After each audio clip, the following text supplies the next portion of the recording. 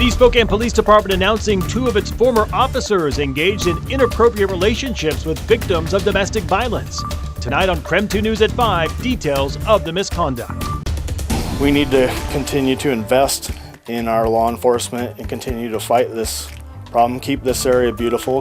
The Shoshone County Sheriff's Office is urging voters to pass the public safety levy amid the resignation of former Sheriff Holly Lindsay. Rain and mountain snow are the story this week. We're going to talk when you're going to catch a break in the action and how much we're going to get.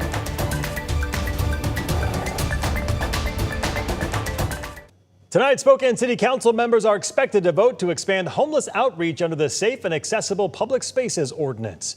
Good evening and thank you for joining us for KREM 2 News at 5 tonight.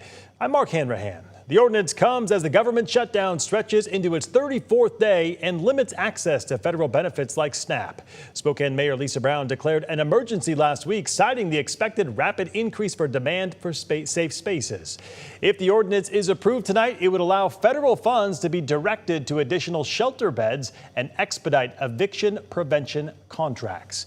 KREM 2 will bring you the outcome of the council meeting later on tonight, coming up on the KREM 2 Night Report. Spokane's police chief is addressing misconduct by two of his former officers who he says had inappropriate relationships with survivors of domestic violence. Those officers are now off the force. KREM 2 Shannon Mowdy breaks down what we know tonight. We're still working to independently verify information reported late last week, but this morning Spokane's police chief sent a statement acknowledging the misconduct investigation. Chief Kevin Hall says Spokane's police department has wrapped up internal investigations against two former officers, though he does not name them. Chief Hall says both were found to have been in inappropriate relationships with survivors of domestic violence while on duty. The chief says both officers quit and surrendered their law enforcement certifications. Chief Hall says the department took swift and decisive action once the misconduct allegations came to light, though he didn't add when that was. KREM 2 News was told to file a public records request for more information.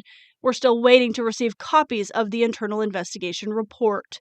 Chief Hall declined an interview, but Monday morning's statement says in part the officers' actions violated department policy, betrayed community trust, and failed to uphold their sworn oaths. While this news is deeply disappointing, I have complete confidence in the integrity, compassion, and dedication of the men and women who serve Spokane every day, the chief said. He adds the majority of SPD officers uphold the highest standards.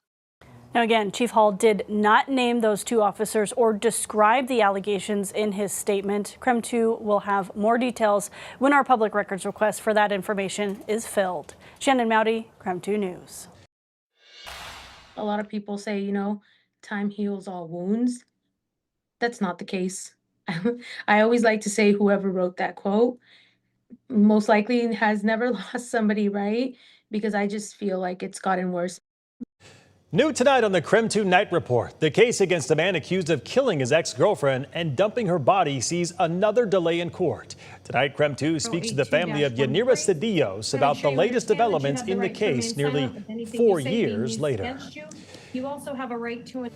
Today, Washington State joined 20 other states suing the U.S. Department of Education after a new rule restricts eligibility for the Public Service Loan Forgiveness Program. The program allows government and nonprofit employees to apply for student loan forgiveness after 10 years of service. The new federal law could restrict the eligibility of certain organizations in the program. Washington Attorney General Nick Brown says, quote, the Public Service Loan Forgiveness Program helps people afford to pursue public service careers without the weight of crushing debt of college or graduate school loans, end quote. All right, let's switch gears and get our first check of the forecast with Chief Meteorologist Jeremy Legout joining us in the Outdoor Weather Center. And Jeremy, the rain, you can hear it coming down out there. Yeah, it's not great out here. I'll take your word for it. Yeah, I mean, anyone's welcome to come out and hang out. Coeur d'Alene looks wet as well. Everywhere seems to be as such. And Mark's least favorite weather is 40 degrees and rainy with wind. But we don't have the wind right now. It's just 40 degrees and raining, which is about as cold as it can feel. Notice we do have a couple of bands of what look like heavier rain moving through. I'm here on the South Hill. It's not actually heavier rain. I think it's just that cold that some of what's falling is taking a while to melt as it nears the surface.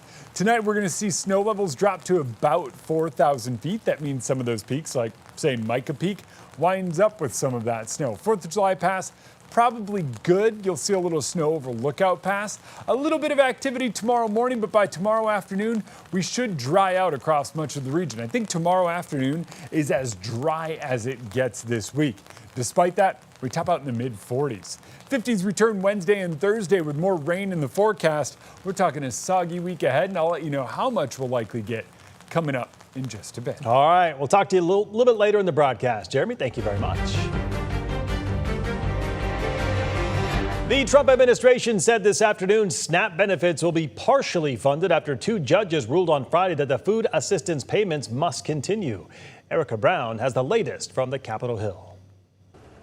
The Trump administration said Monday it will use a contingency fund to partially pay out SNAP benefits this month after rulings from 2 federal judges. It cost over $9 billion to fund SNAP for a month, and we only have, I think it's $5.2 billion in the contingency fund.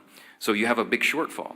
The ongoing government shutdown caused a funding lapse, affecting more than 40 million Americans who rely on the food assistance program, including cancer patient Michelle Lockhart. It's not just myself, it's others in the community, others like me, people that are no longer able to work, and without the SNAP benefits, we're unable to put food on the table. The deadlock is also causing major disruptions at airports across the country. What can you do about it? We're just in a spot where we have to wait.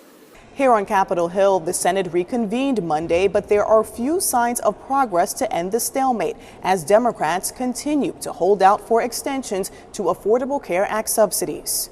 I'm not going to do it by being extorted by the Democrats who have lost their way. In a 60 Minutes interview with Norah O'Donnell, President Trump made it clear he won't negotiate with Democrats until after the government reopens. Your plan is to tell the Democrats to vote to end the shutdown. Correct. Very simple. And that you will put forward a health care plan? No, we will work on fixing the bad health care that we have. Right now, we have terrible health care at too expensive for the people. The shutdown is expected to become the longest ever Tuesday night. Erica Brown, CBS News, Capitol Hill.